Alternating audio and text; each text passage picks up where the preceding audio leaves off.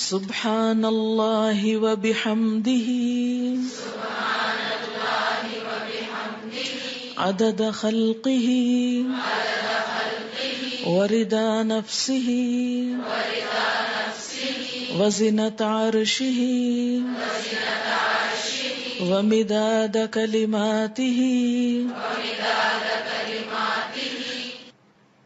سبحان اللہ، پاک ہے اللہ، وبحمدہ، اور اس کی تعریف کے ساتھ، یعنی میں اس کی پاکی بیان کرتی ہوں. عدد خلقہ، اس کی مخلوق کی تعداد کے مطابق، کے برابر. عدد گنتی، تعداد. خلق بمعنی مخلوق، یعنی جتنی اس کی مخلوق ہے، اس کی جتنی تعداد ہے، جتنی اس کی کریشن ہے، ان سب کی تعداد کے برابر، گنتی کے برابر. وردا، اور رضامندی، نفس ہی، اس کی نفس کی، یعنی اس کے نفس کی یا اللہ تعالی کی ذات جس چیز پہ راضی ہے اور جتنی تعریف پہ راضی ہے اتنی تعریف کرتی ہوں. وزنت عرش ہی، اور اس کے عرش کے وزن کے برابر، یعنی جس عرش پر اللہ تعالی متمکن ہے اس کا جتنا وزن ہے ہم تو اس کا احاطہ بھی نہیں کر سکتے، اس کے برابر. ومدادا، اور سیاہی، کلمات ہی، اس کے کلمات کے لکھنے کی. یعنی قرآن پاک میں آتا ہے کہ اگر سارے سمندر سیاہی بن جائیں اور اتنے ہی اور بھی، اور سارے درخت قلمیں بن جائیں اور اللہ کے کلمات، اس کی تعریف لکھی جانے لگے تو سارے سمندر خشک ہو جائیں، لیکن اللہ کی باتیں کبھی ختم نہ ہوں. تو اس لیے اس کے کلمات یا اس کی باتیں لکھنے کے لیے جتنی سیاہی چاہیے اس کے برابر. یہ مسنون تسبیح ہے اور بہت ہی خوبصورت. چند لفظ ہیں لیکن ایک بندہ مومن کے دل کے اندر اللہ تعالی کی محبت کے لیے، اس کی عظمت بیان کرنے کے لیے جو اس کے جذبات ہیں اس کی ایک عکاسی ہے. اب دیکھیں کہ اللہ تعالی کی ذات جتنی بلند ہے اور اس میں جتنی خوبیاں ہیں ان کا احاطہ کرنا ہم جیسے کم عقل اور حقیر انسانوں کے لیے ممکن ہی نہیں. نہ وہ ہماری عقل میں سما سکتا ہے، نہ ہمارے تصور میں، اور نہ ہی ہماری اتنی زندگی ہے، نہ ہماری اتنی قوت ہے، نہ اتنی طاقت ہے، مجال ہے کہ ہم واقعی اس کی تعریف کا حق ادا کر سکیں.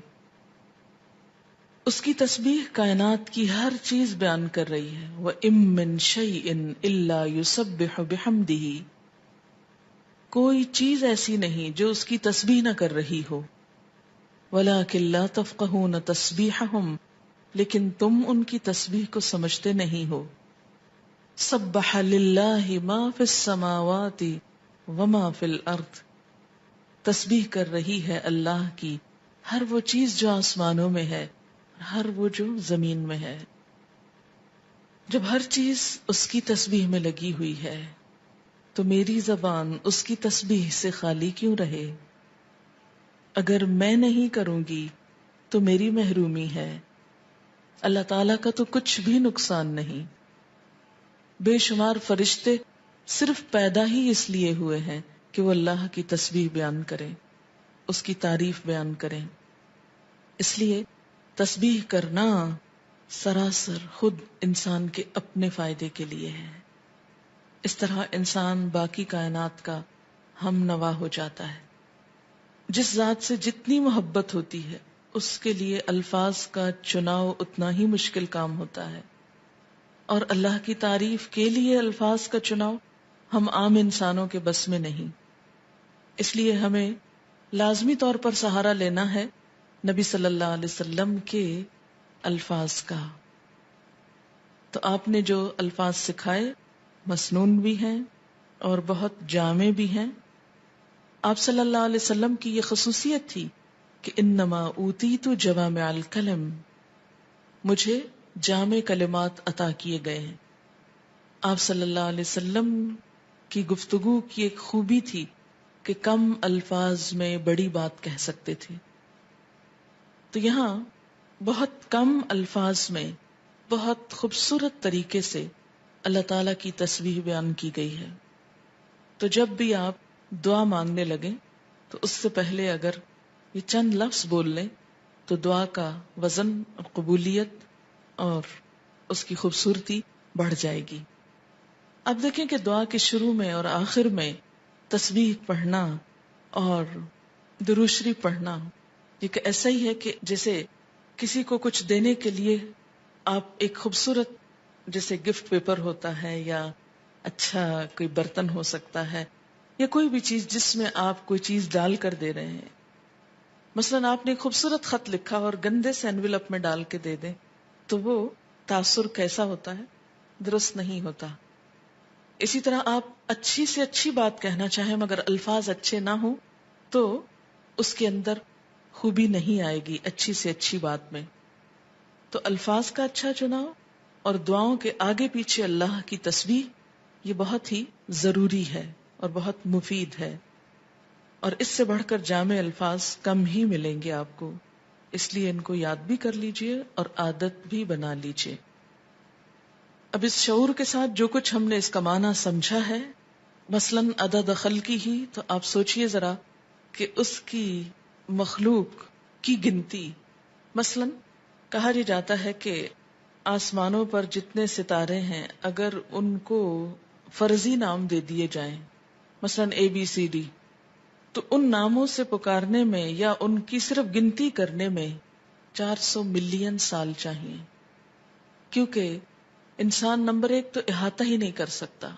اور اگر صرف گننے لگے ان کو، صرف ستاروں کو، ابھی زمین کے ذرات کو نہیں، ریت کے ذرات کو نہیں، اگر آپ میں سے ہر ایک کو پورا کراچی شہر مثلاً سمندر کے کنارے پہنچ جائے اور ایک ایک گلاس ریت کا اٹھا کر اس کو دے دیا جائے ہر شخص کے کہ اس کے ذرات گنو، تو میرا خیال ہے کہ صرف وہ ذرے گننے میں اس کو کئی سال لگ جائیں، ایک عمر بیت جائے. تو ہم نہ تو یہ ذرات گن سکتے ہیں، نہ یہ ستارے گن سکتے ہیں، اور نہ ہی ہماری اتنی عمر ہے. تو یہ ایک تسبیح لے کہ اگر ہم چند دفعہ سبحان اللہ کہہ بھی دیتے ہیں اس سے حق نہیں ادا ہوتا. سارا دن بھی بیٹھ کے تسبیح پڑھیں تو مت کبھی سوچیں کہ ہم بڑے عبادت گزار ہو گئے اور بہت کچھ کر لیں، کچھ نہیں کیا. کبھی اپنی عبادت کا انسان کو غرور نہیں آنا چاہیے، نہ کبھی عبادت کے تکبر میں مبتلا ہوں، کیونکہ ہم اللہ کا حق ادا کر ہی نہیں سکتے. تو پھر جب انسان یہ کہتا ہے عدد خلق ہی، تو گویا وہ سب کچھ گنا گیا جو آپ ویسے نہیں گن سکتے. لیکن شرط یہ کہ دل سے کہیں عدد خلق ہی ورضا نفس ہی، اتنی تسبیح جس پہ وہ راضی ہو جائے، بس مجھے اس کو راضی کرنا ہے. میں جب تک تسبیح کروں گا جب تک وہ راضی ہو جائے، اس کی رضا کے برابر. وزنۃ عرشہ، اور وزن میں اس کا عرش، اس سے وزنی کوئی چیز نہیں، اور اس کے کلمات لکھنے کی سیاہی کے برابر. وہ کتنی ہے اس کا احاطہ بھی ہم نہیں کر سکتے. اب آپ دیکھیں لیکوڈ بھی آ گیا اور ایبسٹریکٹ چیز بھی آ گئی اور ٹھوس چیز بھی آ گئی، یعنی ہر چیز کا ایک طرح سے احاطہ کیا گیا.